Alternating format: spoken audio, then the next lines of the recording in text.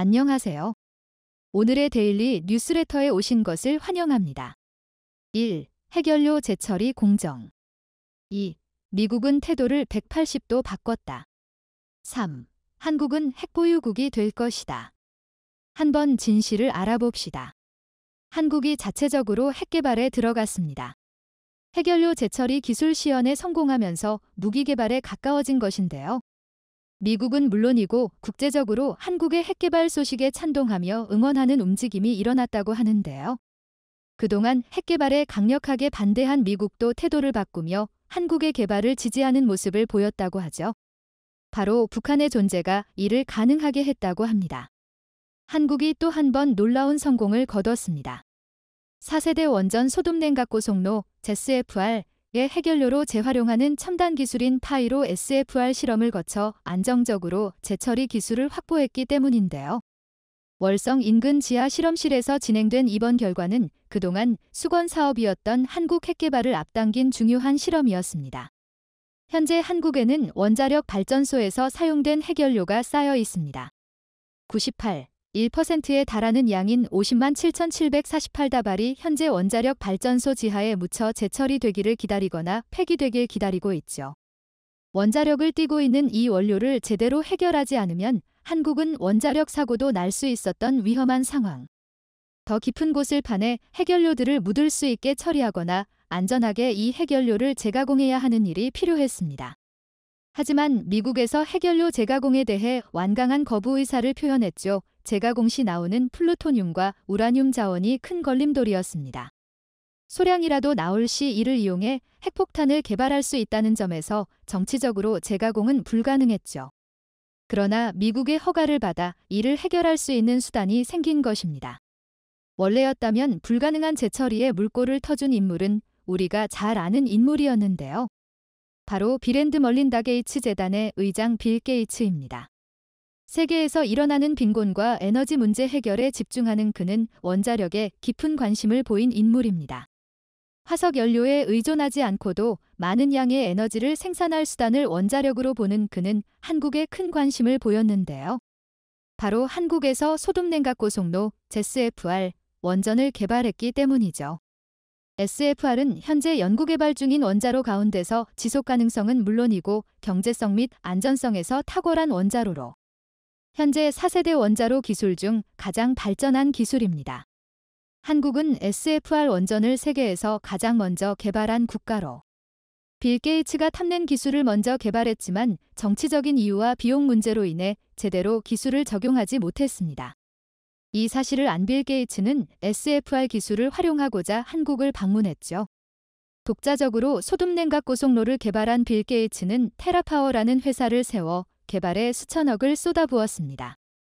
하지만 이 기술이 한국이 개발한 기술에 비해 뒤처진 것을 깨닫고 이를 참고하고자 한국을 들린 것입니다. 덕분에 한국은 SFR 기술을 시연하고 이를 활용할 기회를 얻게 되었죠. 그동안 미국의 간섭으로 인해 원자로 개발에 뒤처졌으나 빌 게이츠의 개입 덕분에 SFR 기술을 활용할 수 있게 되었습니다. 미국 역시 빌 게이츠가 개발하는 SFR 원자로 기술에 탐을 내던 상황. 한국의 SFR 개발을 허용함으로써 빌 게이츠 기술 개발을 간접적으로 지원한 것인데요. 이 기회를 활용해 한국은 핵연료 재처리에 손을 덜 수 있었습니다. 핵개발에 한 발 가까이 다가갈 수 있었던 것이죠. 덕분에 한국은 핵연료 재처리 기술을 완성할 수 있었고 실제 지하에서 실험을 성공하면서 핵개발에 필요한 중요한 기술을 손에 넣으면서 북한에 맞대응할 무기를 얻게 되었죠. 미국 역시 한국의 핵연료 재처리 기술 완성을 알게 되었습니다. 다만 예전과 다르게 기술 개발에 대해 모른 척 넘어가는 모습을 보였는데요. 이전과 다르게 왜 미국은 한국에게 기술 개발을 허용해 준 것일까요? 바로 북한이 소형 핵탄두 개발을 완성하면서 예상보다 훨씬 빠르게 한국은 물론이고 미국까지 타격할 핵무기 개발을 완료했기 때문입니다. 그 전까지는 돈은 물론이고 기술도 없어서 러시아나 중국의 핵기술을 이전받은 북한은 여러 차례 실험을 통해 기술 발전을 도모할 수 있었고 최근에는 괄목할 정도로 놀라운 성능의 ICBM 기술과 소형 핵탄두 기술을 손에 넣었죠. 미 CIA는 오는 북한이 핵실험을 강행할 것이며 풍계리 핵실험장에서 실험 준비를 위한 장비는 물론 도구까지 갖추며 실험 완료의 속도를 내고 있다는 사실을 밝혔는데요. 위성을 통해 풍계리 지역 주변에 물자가 오고 가는 것을 확인했다고 합니다. 무게 400-500kg에 해당하는 경량 핵탄두 개발은 그동안 핵탄두 무게가 무거워 멀리까지 쏘아 보낼 수 없었던 북한의 사거리 한계를 극복한 것으로, 이번 실험이 성공으로 끝난다면 더는 북한을 효과적으로 압박하는 것은 무리에 가깝습니다. 자신에게 맘에 안 드는 일이 있다면 핵을 쏘아 보내겠다고 협박. 미국까지 타격할 수 있다고 말하며 한국이 아닌 미국을 협박해 자신이 원하는 것을 얻어낼 수 있기 때문이죠. 미국에서도 북한의 위협에 대해 여러 측면의 분석을 거듭했지만 이번 7차 핵실험은 가장 위협적인 요소로 보고 사드 배치는 물론이고 핵 제압을 위한 수단을 강구해야겠다는 결론을 내린 것입니다. 그 수단 중 하나로 한국이 자체 핵 개발을 용인하는 것이죠. 그동안 핵 개발에 대해 미국이 반대를 거듭했던 것은 한국이 핵 개발을 하면 북한은 물론이고 일본까지도 핵 개발에 뛰어들어 동아시아는 미국의 컨트롤 없이도 핵전쟁으로 인한 멸망을 맞이할 수 있었기 때문입니다. 그나마 해구산 보호를 선언하며 한국과 일본을 억제한 덕분에 큰 사고가 일어나지 않았지만 북한이 핵실험을 강행한 끝에 더는 미국의 해구산으로는 부족하다는 현실이 드러난 것이죠. 한국 정부는 이를 위해 미국 핵탄두를 한국에 이전하는 계획을 주장, 현재 미국이 운용하고 있는 핵탄두를 한국에 배치하는 방법을 동원, 간접적으로 북한의 핵 도발을 막겠다는 생각을 했는데요. 하지만 미국의 허락이 있지 않으면 핵을 쓸 수도, 그렇다고 움직일 수도 없기에 이 방법은 많은 전문가들 사이에서 비난을 받았습니다. 국가가 온전히 핵을 가질 수 있어야만 비로소 핵을 가졌다고 할 수 있는 것이죠. 그 결과가 바로 핵연료 재처리 실험입니다. 이번 실험에 대해 미국 아이다호 연구소, 아르곤 연구소는 물론이고 한국원자력연구원이 연구한 결과를 보고서로 작성. JFCS에서 이를 허락하면서 핵 개발이 빠르게 진전되었습니다. 서울대학교 공학전문대학원 교수인 핵공학자 서귤열에 따르면 한국은 1조 원만 핵 개발에 투자하면 그 이후로 핵무기를 찍어내는데 100억 원 정도만 투자하면 된다고 말하며, 한국 과학기술 수준과 보유하고 있는 플루토늄 양만 계산해봐도 핵무기 5,000개를 만들어낼 수 있다고 바라봤는데요. 이번 재처리 기술 실험이 성공함에 따라 핵무기 개발 완료까지 대략 1년 정도의 시간이 소요될 것으로 분석됩니다. 이 기간 동안 북한의 도발에 맞서 미국과 공동 대비를 한다면 충분히 한국은 핵무장을 통해 핵보유국으로 거듭나게 되는 것이죠. 국제원자력기구 IAEA 역시 한국의 재처리 기술 실험 성공을 알게 되었고, 이에 대해 지지하는 의사를 표명하며 한국 핵개발에 긍정적인 답변을 보냈습니다. 특히 이번 핵개발 지원은 IAEA 의장국을 맡은 한국에 의미 있는 메시지라고 할 수 있다. 미국 보수 논객인 더그 벤도우는 한국 핵무장에 첫 발을 내디딘 것에 축하의 메시지를 보내며 박정희 대통령이 과거 선견 지명을 보인 일이 지금에서야 결실을 보게 되었다며 핵무장은 한반도만이 아니라 중국까지도 영향을 주는 중요한 결정이라며 칭찬했습니다. 미국 전략국제문제연구소 CSIS의 브래드 글로서먼 국장과 데이빗 센토리 선임연구원은 월스트리트 저널 기고문을 통해 무력감을 느끼던 한국에게 단비와 같은 소식이며 이는 한국만이 아니라 미국에게도 중요한 소식이라며 박수를 보냈습니다. 국제사회가 얼마만큼 북한을 문제적으로 바라보는지 잘 알 수 있죠. 하지만 모든 국가가 한국 핵무장에 대해 찬성한 것은 아닙니다. 가장 격렬하게 반대한 일본과 간접적으로 핵 영향에 놓인 중국은 한국의 핵무장에 대해 부정적인 의사를 내비쳤죠. 평화를 지키는 일본이 핵을 먼저 가져야 한다고 주장, 핵을 맞은 일본이야말로 누구보다도 핵을 선용할 수 있다고 주장했죠. 자민당 내에서도 비핵 3원칙에 대해 예외를 두어야 하며 한국에서 개발했다면 일본도 개발하지 않을 이유가 없다고 주장. 예상했던 대로 일본도 한국처럼 자체 핵연료 재처리 기술을 동원해 핵을 개발하겠다며 나섰는데요. 하지만 IAEA는 이러한 일본의 주장을 일축했습니다. 핵에 대해서 한국이 재처리 기술을 보유하고 개발에 나선 것은 어디까지나 북한이라는 존재 때문이라고 주장했죠. 이어 일본의 경우 미 태평양 함대는 물론이고 해구산으로 충분히 대비가 가능하다고 말하며 한국은 어디까지나 예외적인 상황이라고 언급했죠. 이미 일찍이 일반 시민들과 군사 전문가들은 한국의 자체적인 핵 개발에 찬동하는 상황. 이번 기회를 통해 한국은 수건을 이룰 수 있게 되었습니다. 그 어느 국가의 위협에도 당당하게 맞설 수 있는 핵무기를 보유하게 된 한국. 게다가 비행 시험을 할 때마다 속속 드러나는 놀라운 성능은 세계 어느 나라에서도 부러움을 사기에 충분했는데요. 그런 만큼 많은 시기와 질투도 받고 있는 것이 사실입니다. 초도 비행 전까지 KF-21은 주로 개발사에서 내세우는 성능을 제대로 낼 리 없을 것이라는 내용으로 중상모략 당하기 일쑤였습니다. 그러나 시 제1호기가 처음 하늘을 가르고 그 뒤로 성능을 하나하나 증명해 나가자 그런 목소리는 쏙 들어갔죠. 그러자 이번에는 한국이 내세우는 국산화율을 결고 넘어지곤 했는데요. 최근에 알려진 소식도 그런 식으로 KF-21의 국산화율을 의심하는 근거로 이용되고 있었습니다.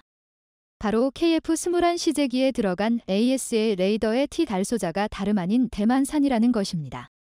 대만이 KF-21을 부러워한다는 것은 다 알려진 사실이고 틈만 나면 은근슬쩍 한국 무기에 자기들 기술이 들어갔다고 주장하는 것도 공공연한 사실입니다. 그래서 이 소식 역시 대만이 의뢰하던 일방적인 주장이려니 했는데요.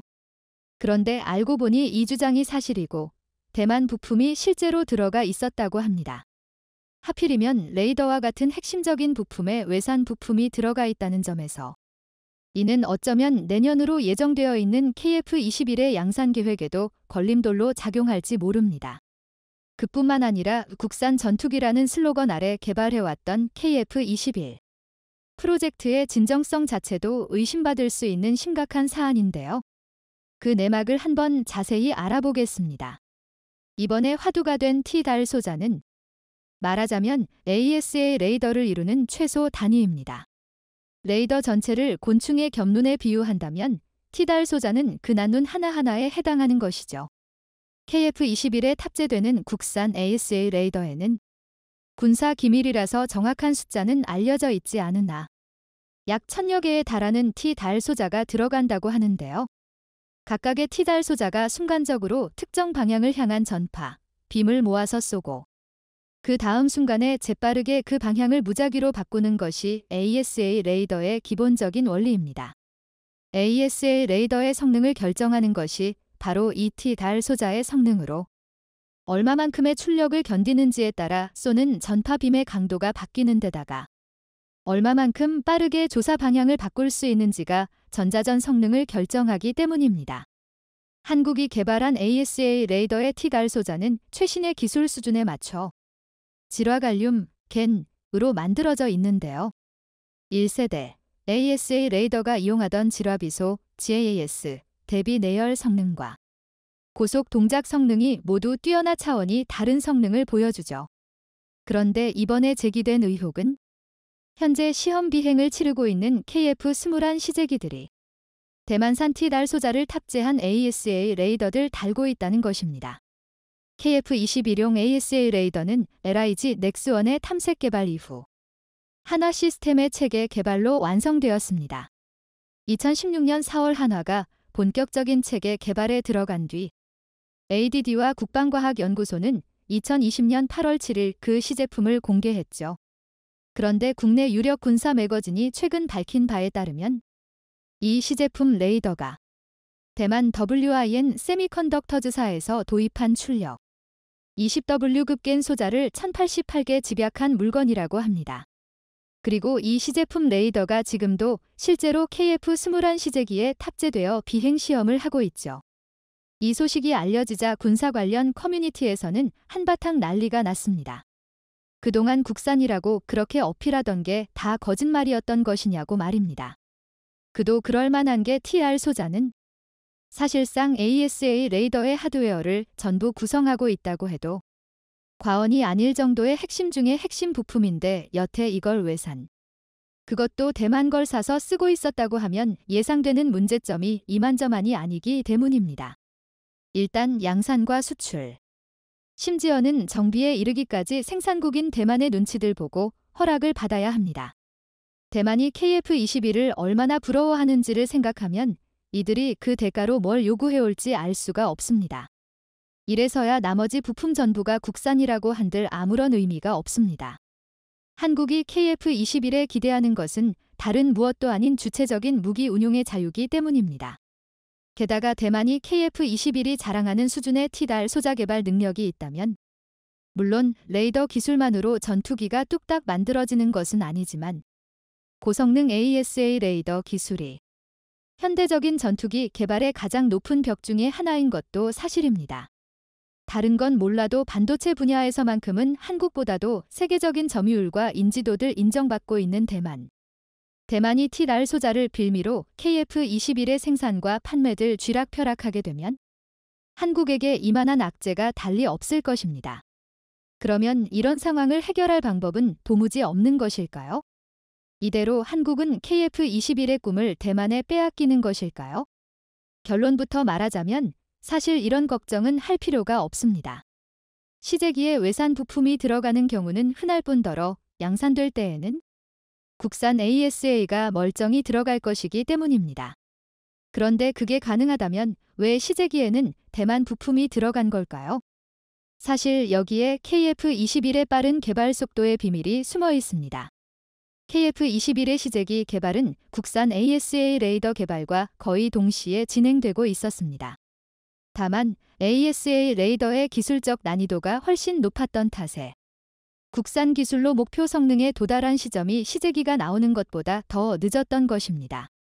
KF-21에 적용 가능한 세계적인 수준 성능의 갠 전력 소자들 만들어낸 시점이 2022년이었죠. 그 전까지 KF-21 시제기들은 개발 실패와 같은 만약의 사태에 대비하기 위해서 목표 수준에 해당하는 성능을 내는 것이 가능한 대만산 소자를 구매해서 테스트용 레이더들 따로 만들어뒀던 것입니다.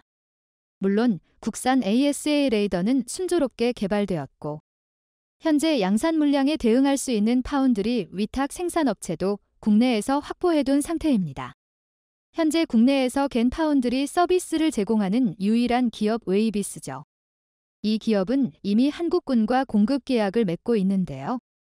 충남급 호위함의 통합 마스트에 들어가는 소자와 L3 요격 체계의 다기능 S밴드 레이더에 들어가는 소자들 이곳에서 공급하고 있습니다. 2019년 0.4m에서 시작해 현재 공급 중인 소자는 0.3µm 수준인데요. 올해 하반기엔 0.2µm로 더욱 집적도를 높여서 KF-21 AESA 레이더에 적합한 수준이 될 예정이라고 하죠.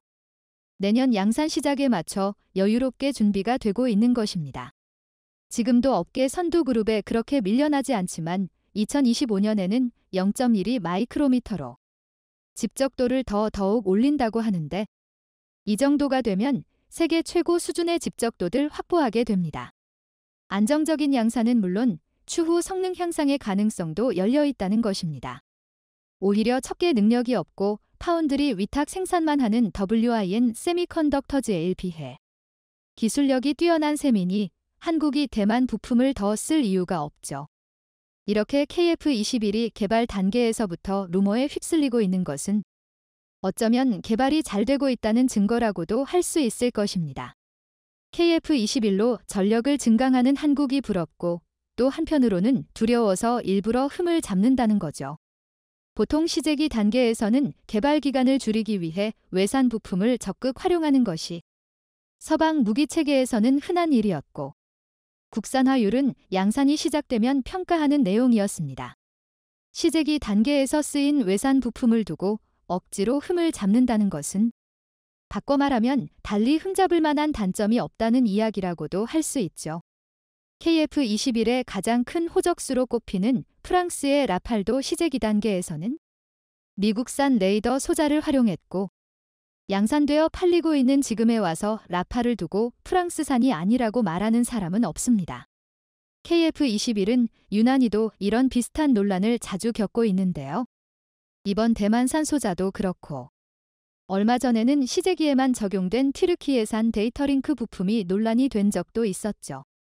물론 레이더 소자와 마찬가지로 이 부품 역시 양산에 대비한 국산 부품이 이미 다 마련되어 있었고 논란은 빠르게 종식되었습니다. AESA 레이더의 성능 평가 시설을 이스라엘에서 빌렸었다는 이유만으로 레이더가 이스라엘산으로 둔갑하기도 했었는데요. 이 오해는 지금도 널리 퍼져 있어서 주변국들이 KF-21을 흠잡을 때 빼놓지 않고 언급하는 단골 누명 중 하나입니다.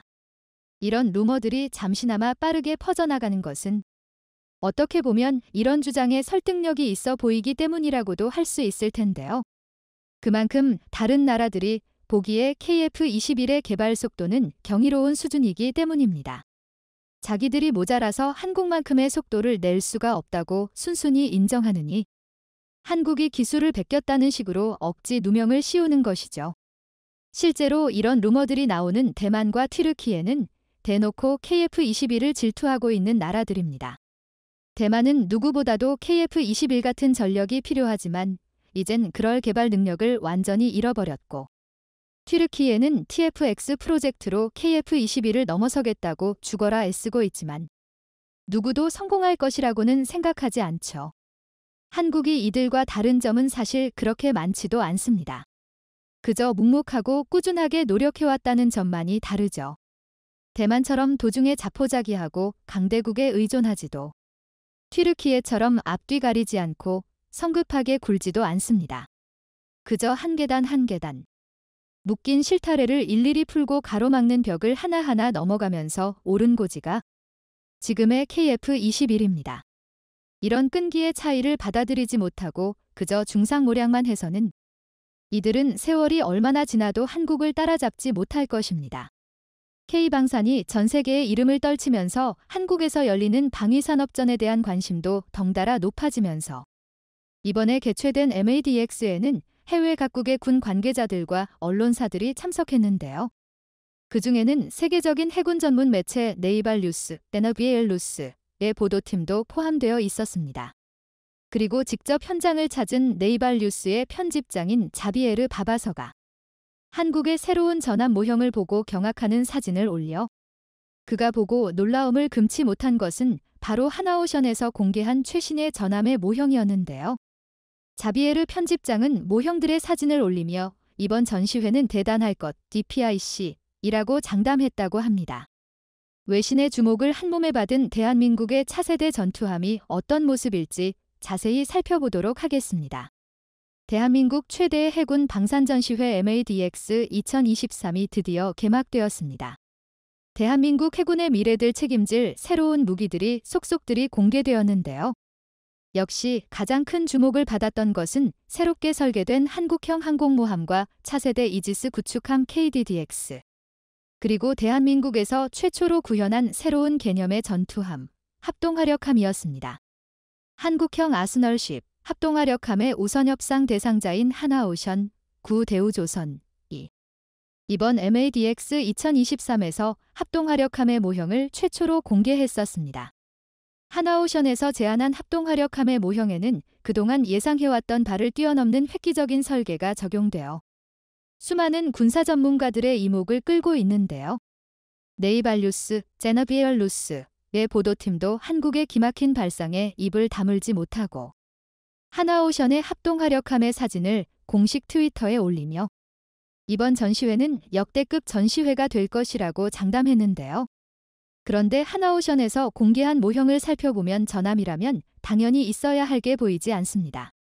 바로 전함의 상징인 함포가 제거되어 있었던 것인데요.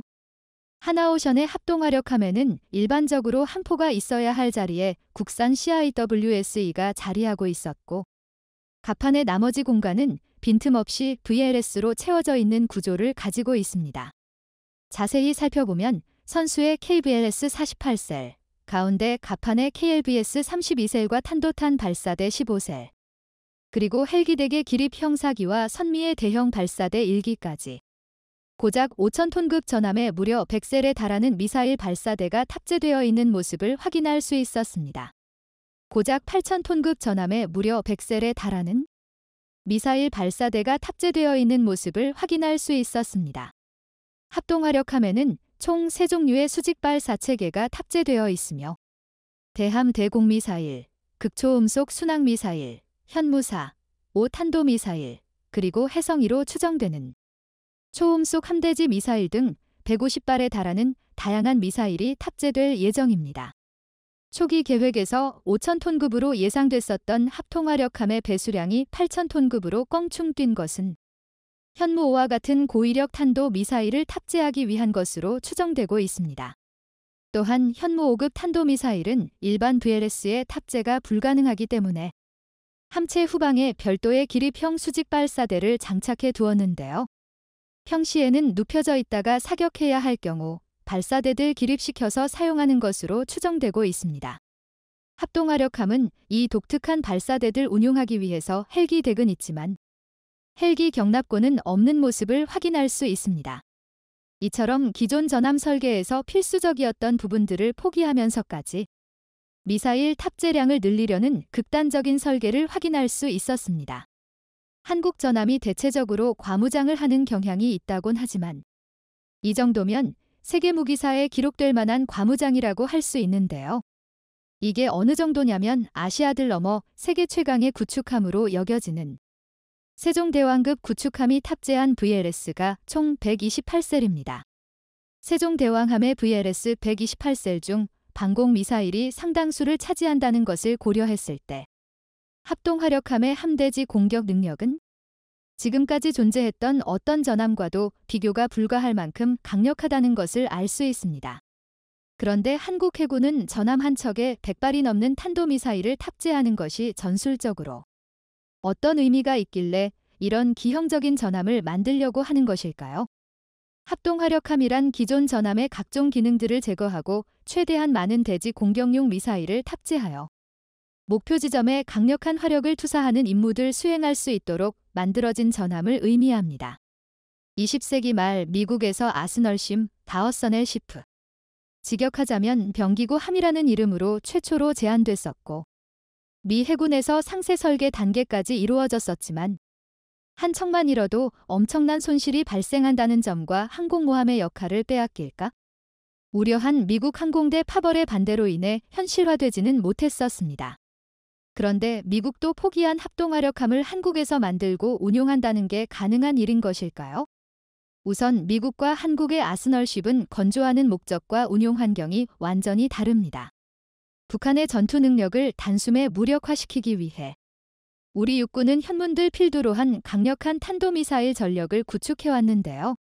그런데 미사일 개발과 생산에 너무 열을 올린 나머지 이 수천 발이 넘게 쌓인 탄도미사일을 적에게 날릴 발사대가 부족한 상황입니다. 대표적인 탄도미사일 발사대인 TR은 단가 문제와 운용 인원 문제로 이내 대량으로 운용하기 불가능한 상황이기에 대량의 탄도미사일을 적은 인원으로 발사할 수 있는 새로운 수단이 필요하게 된 것이죠. 게다가 합동화력함이 적의 공격에 취약하다는 문제점은 한반도의 작전 범위가 좁다는 점이 해결해 줍니다. 원해로 작전을 나서야 하기에 적의 공격에 노출될 수밖에 없는 미국의 아스널심과 달리 한국의 합동화력함은 한반도의 중심이 작기 때문에 항구에 정박한 채 지상 방공망의 호위를 받는 상태에서 북한까지 탄도미사일 세례를 퍼붓는 게 가능합니다. 설령 항구가 공격당해 바다로 나간다 하더라도 해군 함대의 최후방에 배치되기 때문에 우리 해군의 이지스함과 호위함을 뚫고 합동화력함까지 공격받을 확률은 전무하다고 할 수 있습니다. 또한 이번에 공개된 설계를 보면 한 포까지 제거하고 최대한 레이더 피격 면적을 줄인 스텔스 설계가 적용된 걸 확인할 수 있는데요. 적에게 미사일을 발사하는 순간까지 은폐해 있다가 미사일을 전부 사격한 뒤에는 격침된다 하더라도 이미 합동화력함의 역할을 끝마친 뒤일 것입니다. 그런데 이번에 공개된 한화오션의 모형에서 합동화력함의 설계 이념과는 맞지 않는 부분이 눈에 띄었는데요. 합동화력함은 오로지 화력 투사만을 목적으로 하기에 방공과 탐지 추적 기능조차 전부 다른 함이나 지상기지에 맡기는 구조를 가지고 있습니다. 그런데 한화오션의 합동화력함 모형에는 다름 아닌 통합 마스트가 장착되어 있었는데요. 지난 4월 진수된 충남함에 최초로 적용된 동합 마스트는 사면 위상 배열 레이더와 각종 관측 장비로 구성된 한국형 이지스 시스템의 중추라고 할 수 있습니다. 그런데 선박 건조 단가를 최대한 낮추어야 하는 합동화력함에 고가의 위상 배열 레이더가 장착되는 통합 마스트가 적용된다는 건 건조 목적을 잊어버린 설계라고 찰 수 있는데요. 이 새로운 전투함이 단순히 공격뿐만 아니라 우리 해군의 미사일 방어, BMD, 임무의 한 축으로서 임무를 수행할 것이라는 추측이 제기되고 있습니다. 과거 사드, THAAD 들 한반도에 처음 배치할 당시 중국의 협박과 함께 사드가 지상 기반 발사 시스템이라는 점도 문제가 됐었습니다. 사드들 설치하기 위해서는 약 52만 3천 스퀘어 미터의 부지가 필요했었는데요. 안 그래도 좁은 한반도 땅에서 사드들 설치할 수 있는 인적 드문 땅을 선정하기도 어려운 일이었고, 토지 매입 비용이 사드 도입 비용 중 상당한 부분을 차지하기도 했습니다. 그리고 이는 곧 양산에 들어갈 한국형 사드 L3에도 똑같이 적용되는 부분인데요.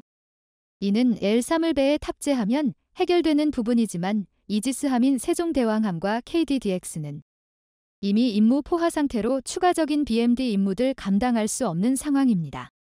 이러한 상황에서 3척 정도가 건조될 합동화력함의 한 척을 BMD 전용함으로 만들어 바다 위에 대공포대로 만들자는 방안이 제기되고 있습니다.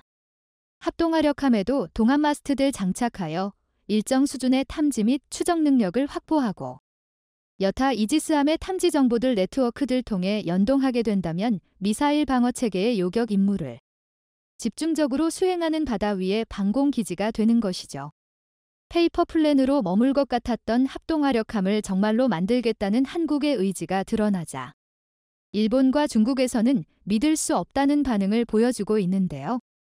지난 4월 처음 합동화력함 건조 계획을 공개했을 때 중일 모두 한국이 또 터무니없는 짓을 한다고 비웃는 반응을 보여줬었습니다. 아스널심이라고? 21세기의 탐지, 전자전, 유도 기능이 없는 수상함이 필요할까? 후진적인 설계 사상, 방공, 대잠 능력 부족, 차라리 러시아처럼 타이푼급 잠수함이나 만들지. 20년 전 미국이 운용이 어렵다고 포기한 걸 한국이 만들겠다니. 이지스함도 제대로 운용하지 못하는 한국이 또 무리수를 두고 있다. 이런 고무를 만들어서 누구랑 싸우려고? 바보 같아. 이처럼 이미 미국이 한 번 시도했다가 실패했던 걸 한국에서 다시 만든다고 해도 별반 다르지 않을 거라고 비웃었지만 막상 하나오션에서 공개한 합동화력함의 모습은 함대공, 함대지, 함대함 임무 전부 수행 가능한 미사일 순양함급의 만능 전함이었습니다. 중국과 일본에서 기대했던 것과 전혀 다른 결과물이었죠. 여기에 한국 해군이 전력화를 추진하고 있는 네트워크 동합 전투 시스템을 통해 아스널심의 약점이었던 부족한 탐지 및 추적 능력까지 보완하여 우리 해군의 전투력을 한 차원 끌어올려줄 핵심 전투함으로서 임무들 수행할 수 있을 것으로 기대받고 있습니다. 또한 가지의는 합동화력함에 탑재되는 각종 미사일, 레이더, 근접 방어 체계까지 전부 국산 무기들로 채워진다는 것인데요. 웬만한 국가의 함대 하나가 무장할 수 있을 만큼의 화력을 전부 국산 미사일로 채워 넣을 수 있을 정도로 대한민국의 군사 기술력이 발전했다는 걸 보여주고 있습니다. 전 대륙 모든 국가와 비교하더라도 최상위 군사력을 가지고 있는 한국이 더욱 강력한 화력을 위해 모든 수를 동원하고 있습니다.